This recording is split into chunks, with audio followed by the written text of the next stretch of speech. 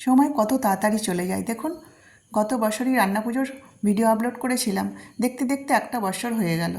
ছেলে এখানে নারকেলটা কেটে দিচ্ছে, সবথেকে কঠিন কাজটা করে দিচ্ছে। আমাদের হচ্ছে বুধো রান্না, রান্না পুজোর আগের যে বুধবার তাতেই সেই বুধো রান্নাটা হয়। ভাইপো বসে আছে নারকেলের জল খাবে বলে। মাছ আগের দিন আনা হয়েছিল, ধুয়ে নুন হলুদ মাখিয়ে ফ্রিজে ভরে দিয়েছি। প্রতিবেশী আত্মীয় স্বজন অনেককেই নেমন্তন্ন করেছি, এসেছে। সবাই মিলে হাতাহাতি করে কাজটা করে নিচ্ছিলাম। আর এখানে হবে আমাদের মসুর ডাল। মসুর ডাল আমাদের ঝালের ডাল হয়, আর টকের ডাল হয় না। আলু সিদ্ধ হচ্ছে বাইরের ওভেনে, ভিতরে দুটো ওভেন জ্বলছে। আমার দিদি এসে গেছে কাশফুল নিয়ে, কাশফুলটা লক্ষ্মী পূজায় লাগবে তাই নিয়ে এসছে। করলা ভাজা হচ্ছে, এদিকে কুমড়ো পটল নুন হলুদ মাখানো হয়ে গেছে। নারকেল চাপিয়ে দেওয়া হয়েছে সিদ্ধ হওয়ার জন্য। তারই মাঝখানে আমরা একটু আনন্দ করলাম, একটু সেলফিও তুলে নিলাম। যাক, এবার ঠাকুরের ভাতটা বসানো যাক। ঠাকুরের ভাতটা বসিয়ে দিলাম। কাঁসারের হাঁড়িতেই করতে হয়, আউশ চালেরই ভাতটা আমাদের হয়। ডালের মশলা কষা হয়ে গেছে, এদিকে বোন পটল ভাজছে। সবাই মিলে হাতাহাতি করে কাজ করতে না খুব তাড়াতাড়ি আমাদের রান্না কমপ্লিট হয়ে গেলে। দেখুন দই ইলিশ রেডি হয়ে গেছে।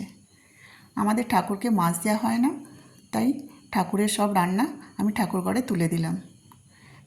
ঠাকুরের ভাতটা ঠান্ডা হলে জল দিয়ে একটু কাগজি লেবুর রস দিতে হয়, দিয়ে নিয়ে চলে এলাম। আর সব কিছু চাপা দিয়ে রেখে দেবো। এগুলো আর আজকে ছোবো না, কালকে স্নান করেই হাতটা দেবো। কালকেই ঠাকুরকে আমাদের ভোগটা নিবেদন করব। নমস্কার করে নিলাম, শাঁখ বাজিয়েও দেব। অনেকটাই দেরি হয়ে গেছে, এবার খাওয়া দাওয়ার পরিবেশন করা সব শুরু হয়ে গেছে নিচে। এরকম রান্না পুজো খেতে কার কার ভালো লাগে বলো তো? কত রকমের ভাজা, কত রকমের মাছ, আবার কলা পাতায় খাওয়া। কলা পাতায় খাওয়া তো দারুণ মজা, একটা স্বাদই আলাদা হয়ে যায়। বাচ্চারা খুব বায়না করছিল কলা পাতায় খাবে, এই দেখুন কত মজা করে খাচ্ছে। আর কী কী ভাজা হয়েছে, আলু ভাজা, বেগুন ভাজা, পটল ভাজা, করলা ভাজা, ওল ভাজা, নারকেল ভাজা, মোট 7 রকম ভাজা করেছি। সবাই মিলে খেতে সব কিছু মিটতে আমার রাত্রির 12টা বেজে গেছিল, তাই সকালে উঠতে একটু দেরি হয়েছে। দ্বিতীয় দিন আমাদের পান্তা।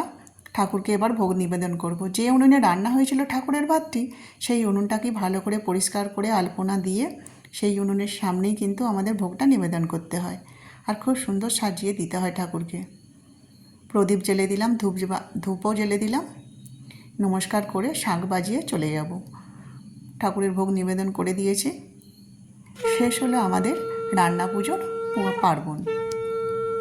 ভালো লাগলে ভিডিওটি লাইক, শেয়ার ও সাবস্ক্রাইব করে আমার পাশে থাকবেন। ভিডিওটি সময় নিয়ে দেখার জন্য অসংখ্য ধন্যবাদ।